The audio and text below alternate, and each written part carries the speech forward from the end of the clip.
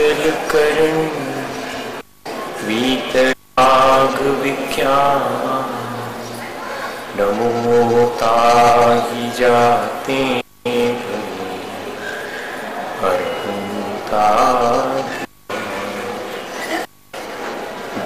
विद्याधि सागर सुधी जो विद्याधि सागर सुधी गुरु हैं तैसी आत्म नित्य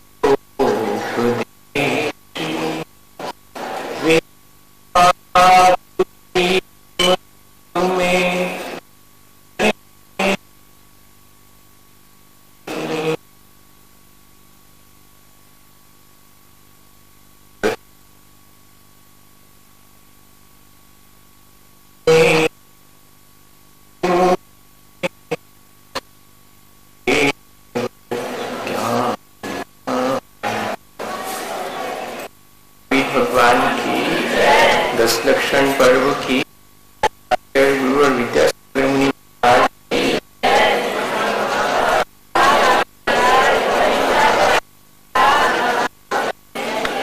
हम सब लोग हमेशा की तरह आज जैसा आचार्य भगवंतों ने हमें अपने जीवन को अच्छा बनाने के लिए उपदेश दिया है उस पर विचार कर रहे हैं। जो सब परिग्रह से मुक्त होकर सुख और दुख के अवसर पर अत्यंत निर्द्वंद और निश्चित होकर के अपना आचरण करता है वो आकिंचन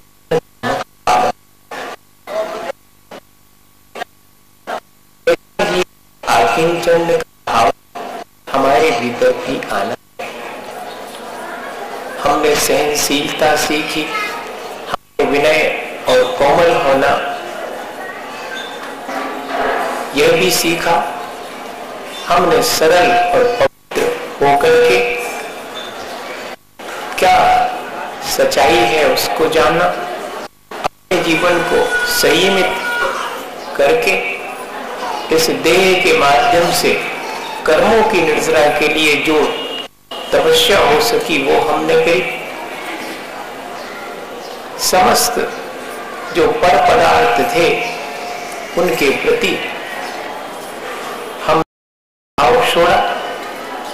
शेष रह गया हमारे पास हमारा शरीर, जिसे भी हम अपना मानते हैं।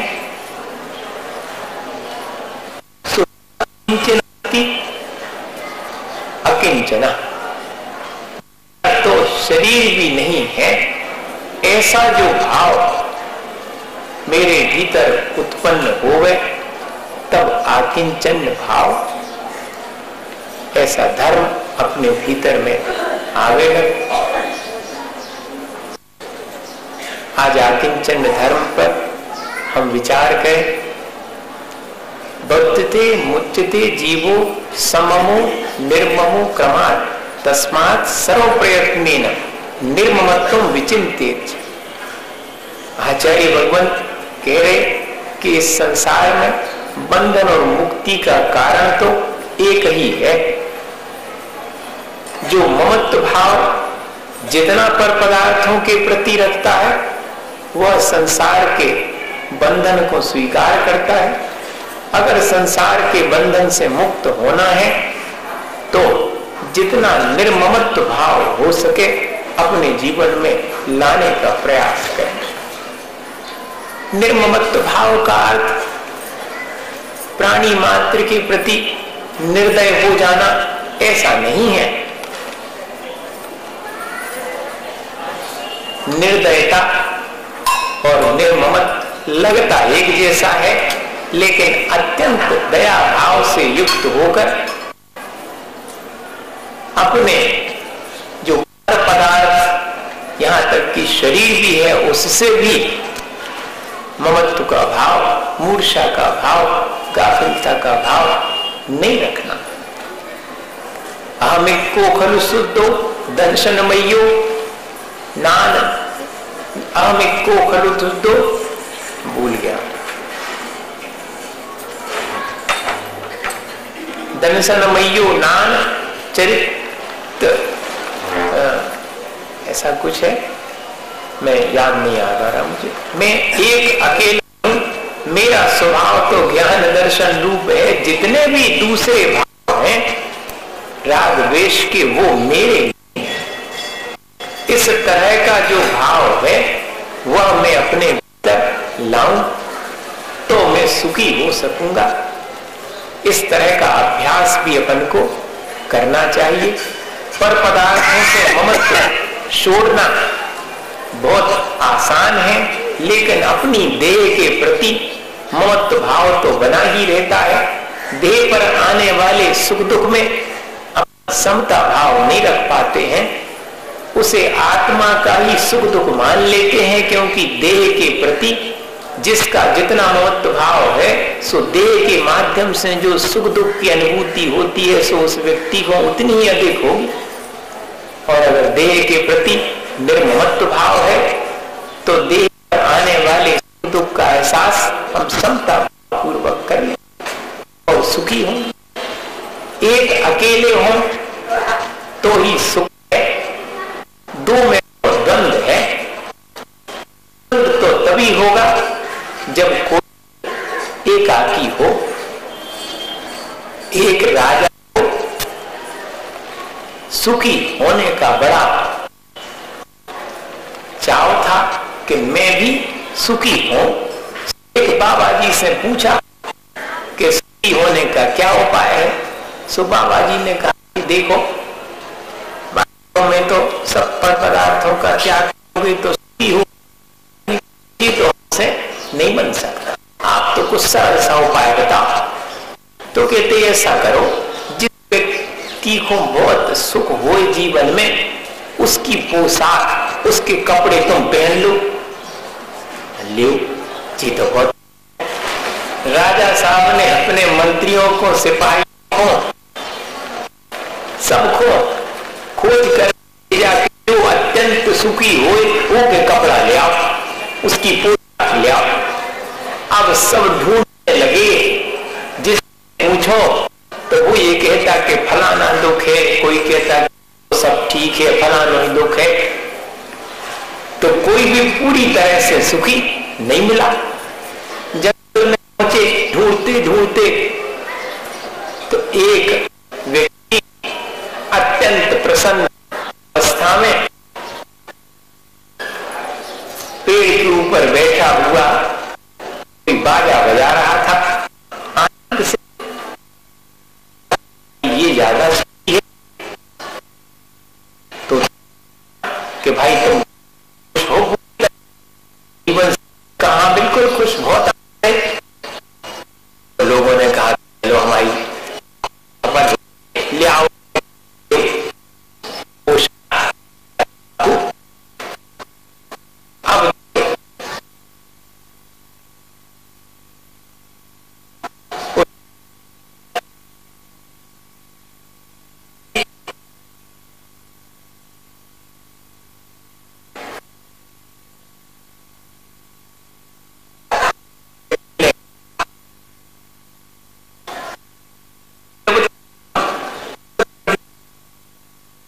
अब रखेंगे तब तक हम सुखी नहीं हो सकते। सब प्रकार के जंजाल से, सब प्रकार के द्वंद से मुक्त हूं, सो सुखी हूं। मुझे वस्त्र की और पोशाक की आवश्यकता क्या है। राजा साहब को भी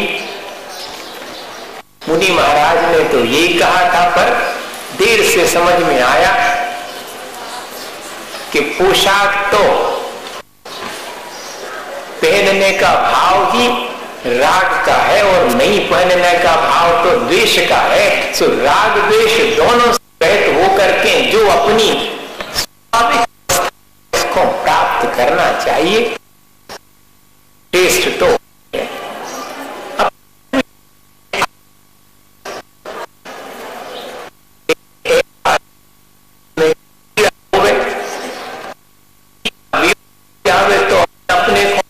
मानने लगते हैं, अत्यंत दुख दुखी हो जाते हैं कि देखो हमारे था और नहीं है, सो नहीं पीड़ा से भरे हुए अपन अकेले एहसास करते हैं। दूसरी स्थिति बनती है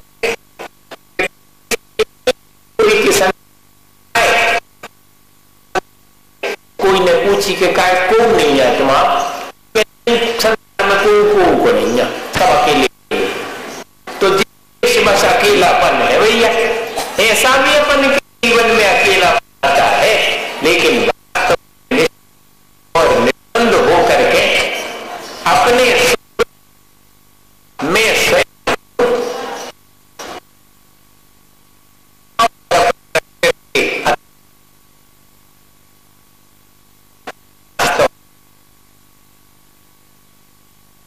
प्रकट हो पाए। अपन कहते भी हैं कि जीवन अच्छा है किस बारे में? अपने सुख दुख के फल को भोगने में। मैं हमेशा कहता हूं कि अत्यंत प्रेम होता अपने बच्चों से मां का, सो बच्चे की पीड़ा में मां अत्यंत दुख का अनुभव करती है। उपाय करना चाहे तो अपने प्राण भी दे देवे तो भी अपने पुत्र की पीड़ा को 1 डिग्री कम नहीं कर सकती। जितना कष्ट उसे अपने कर्मों के उदय में भोगना है, सो वो अकेला ही भोगेगा, कोई उसका सहयोगी। क्या करें? हमारा मोह ये मानता है कि नहीं सुख दुख बांट सकते हैं, बन सकते हैं। विनोबा ने लिखा तो दूना हो जाता, तो अपना सुख बढ़ जाता है, और दूसरे के दुख में शामिल हो, दूसरे का दुख सुन लो या दूसरे को अपना आधा ऐसा गणित तो संसार में। पर सुख दुख का निमित्त हूं मैं मात्र, मैं सुख दुख करता नहीं हूं, किसी को सुखी और दुखी कर नहीं सकता। यह जो परद्रव्यों के प्रति अपने कर्ता बने के भोगते अपने स्वामी बने का भाव है, वही संसार का कारण है। एकाकी होने का मतलब है कि हम कर्ता भाव छोड़ें, भोक्ता भाव और स्वामी बने का भाव छोड़ें और अपना कर्तव्य मान करके अपना जीवन जी, कर्ता मान करके जीवन भी जीते हैं और कर्तव्य मान करके भी जीवन जीते। अकेले होने का मतलब ये नहीं है कि अपने कर्तव्य भी हम छोड़ दें। देश के प्रति, परिवार के प्रति, समाज के प्रति जो हमारे दायित्व हैं, उनको हम दायित्व मान करके करेंगे। सबसे अलग थलग कट करके खड़े हो जाने का नाम अकिंचन नहीं है भाई। अत्यंत स्वावलंबन पूर्वक अपना जीवन जीना और दूसरे की मदद के लिए तत्पर रहना, दूसरे से अपेक्षा मदद की नहीं रखना, ये है इसका फल। इस प्रकार अपन अकिंचन भाव को धारण करके और अपने जीवन को अच्छा बना सकते। क्या हुआ? ममत्व भाव व्यक्ति के भीतर जागृत हो जाता है तो वो अपने आप को कर्ता और स्वामी मानने लगता है। एक राजा साहब थे, सो उनके छोटा सा बेटा खो गया, नहीं मिला। वर्षों बीत गए। राजा साहब ने एक बार एक युवक को अपने यहां पर काम करने के लिए नौकर रख लिया। सो यह तो नौकर है, ऐसा भाव उसके प्रति रख करके उससे खूब काम करवाने लगे।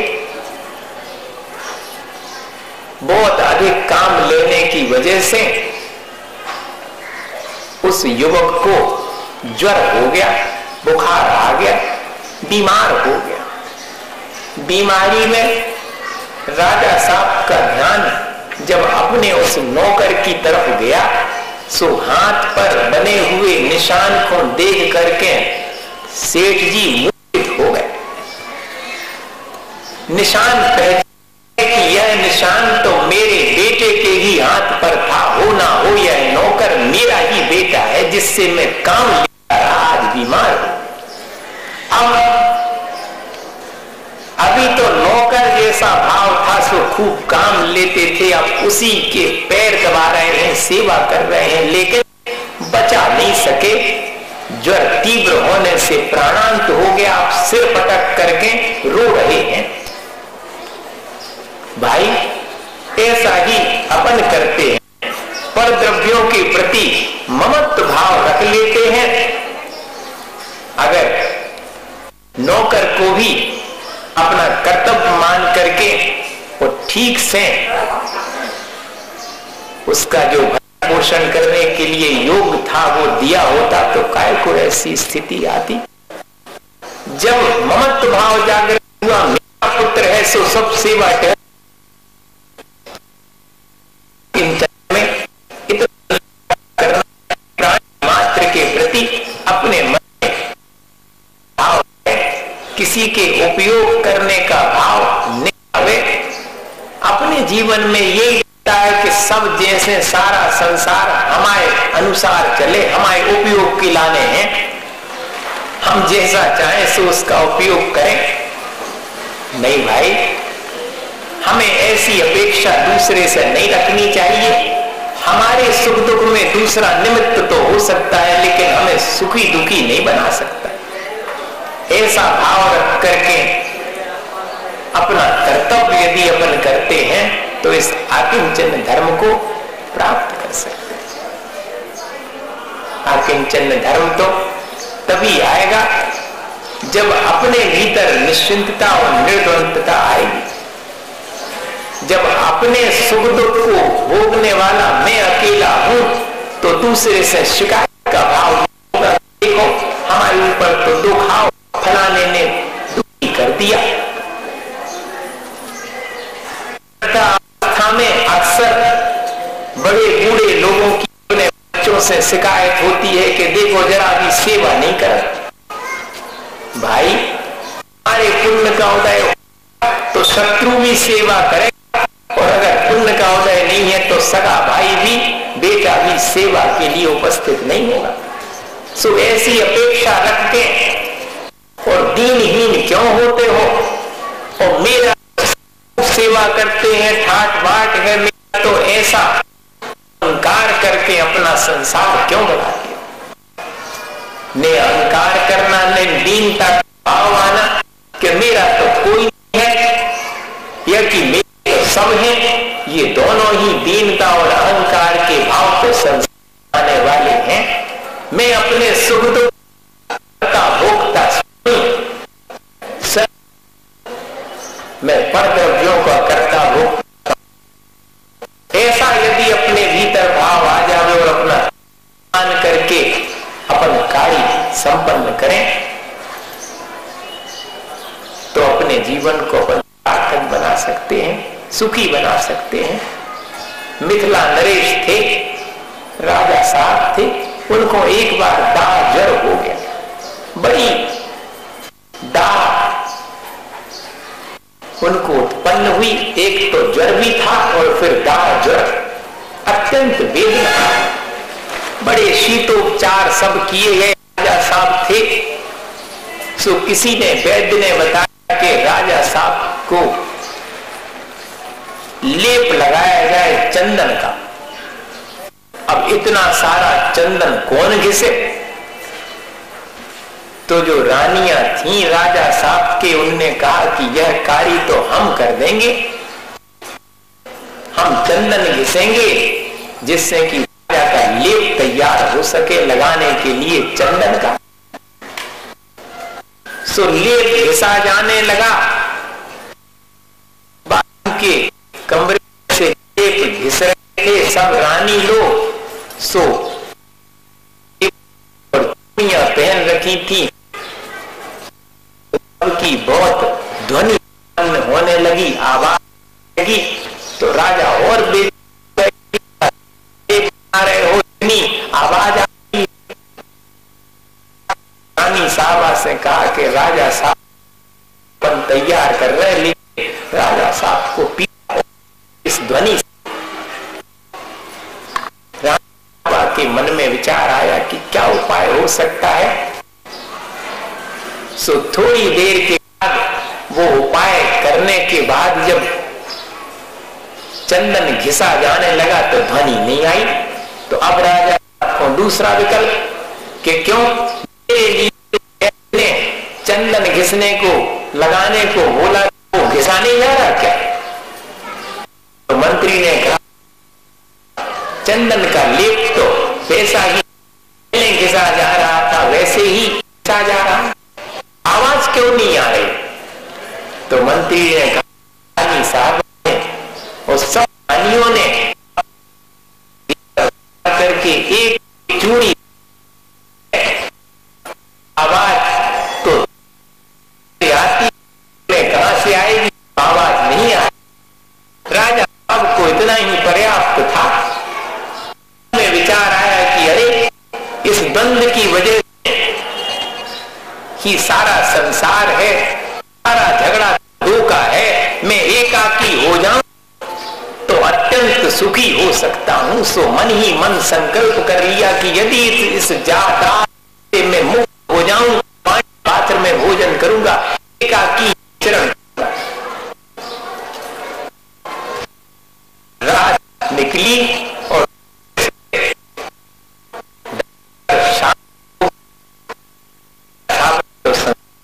कर लिया, समस्त की वस्तु को छोड़ करके को छोड़ एकाकी विचरण करूंगा। सो एक अकेले वो मुनि बन के अपना कल्याण करने लगे। वास्तव में अपने भीतर ऐसे ही एकाकी का भाव होना चाहिए। अपने जीवन में आकिंचन आएगा, लेकिन गृहस्थी में करके भी आकिंचन की साधना करना तो क्या कैसे करें? जो भी के कार्य, समाज के, देश के कार्य हैं, उन सब में निस्वार्थ भाव से उन कार्यों को संपन्न करें। कोई अपेक्षा नहीं है किसी से, ना किसी की उपेक्षा है, सबके प्रति समता भाव है। अगर ऐसी साधना अपन अपना कर्तव्य मान के घर गृहस्थी के दायित्व में कार्य करें तो इस आकिंचन का भाव अपने भीतर थोड़ा थोड़ा अपन अनुभव कर सकते। एक और घटना आती है, राजा साहब की है। तो राजा साहब अपने महल में खड़े हुए देख रहे थे, बाहर झांक रहे थे। उन्हें सामने महल के एक वृक्ष के नीचे साधु बाबा जी बैठे दिखाई पड़े। ठंड का समय था। राजा ने इतनी ठंड में पेड़ के नीचे कैसे रात व्यतीत करेंगे, चलो अपने महल में ले आए। मन में विचार आया कि देखो बाबा जी हैं तो मुश्किल है कि महल में आए, फिर भी कह के देख लें अपन। सो पहुंचे बाबा जी के पास और कहा कि बाबा जी ठंड बहुत है, न हो तो हमारे महल में रात व्यतीत करो। बाबा जी तैयार हो गए। अब जैसे ही तैयार हुए सो राजा साहब के मन में नेगेटिव थॉट्स आना शुरू हुए। अरे कैसे कैसे बाबा जी, हमने तन्ने करी और महल में आके तैयार हो गए। दोनों आ गए बाबा जी महल में और रहे ठाट बाट से जाने का नाम ही नहीं लिया। 1 दिन 2 दिन 15 दिन महीने 6 महीने व्यतीत हो गए। अब राजा साहब के मन में आया अब मुझ में और साधु में कोई अंतर नहीं है। देखो महल में ही मैं रहता हूं और महल में ही साधु बाबा जी रहे, सब सुख सुविधाओं के बीच में क्या अंतर है? सो एक दिन बाबा जी से पूछ लिया कि आपको महल अच्छा लगा? बाबा जी हंसने लगे, कुछ नहीं कहा। आप रहो बाबा जी महल में, लेकिन मैं आपसे पूछना चाहता हूं कि अब तो मैं जैसे महल में रहता हूं वैसे ही आप भी महल में रह रहे हो, मुझ में और आप में ज्यादा अंतर नहीं है। इतनी बात सुन करके बाबा जी ने कहा कि अब नदी किनारे टहल के आए, उठाओ कमंडल। सो कमंडल उठा करके राजा साहब बाबा जी के पीछे चले। सो बाबा जी नदी के किनारे पहुंच गए और नदी पार करने के लिए जब राजा से कहा, सो राजा कहते हैं कि नहीं, महल नहीं है, हमें उसकी रक्षा के लिए पहुंचना आवश्यक है। लगे अब राजा कैसे लौटे, अगर परमिशन नहीं हो बाबा जी की, तो बाबा जी साथ में नदी के उस पार भी चले गए। फिर बाबा जी से कहा कि लौट चलो बाबा जी महल में, वहां अकेला है, सब महल पड़ा हुआ है, उसकी रक्षा कौन करेगा। सो बाबा जी ने कहा कि राजन, महल तुम्हारा है, तुम रक्षा करो, कमंडल मेरा मुझे दो। मैंने अपना महल माना ही नहीं, भले ही उसमें रहा हूं, लेकिन मेरा मेरे भीतर आने नहीं दिया मैंने। तो जंगल में खड़े हो, लेकिन तुम्हारे भीतर यह भाव, चाहे शरीर के प्रति हो, चाहे परद्रव्यों के प्रति हो, दुख का कारण तो वही है। सुख तो किंचन में है, एकाकी पने में है। ऐसा अगर अपन विचार करके अपने कर्तव्य मान करके सारे कार्य करें और आनंद पूर्वक अपना जीवन व्यतीत करें, तो ही ये आकिंचन धर्म अपने जीवन में आ सकता है। अपन ऐसा अभ्यास करें और अपने जीवन को अच्छा बनाएं। इसी भावना के साथ बोलिए आचार्य गुरुवर हे गुरुवर शाश्वत सुख दर्शन यद लग्न स्वरूप तुम्हारा है, की नश्वरता का सच्चा दर्शन करने वाला।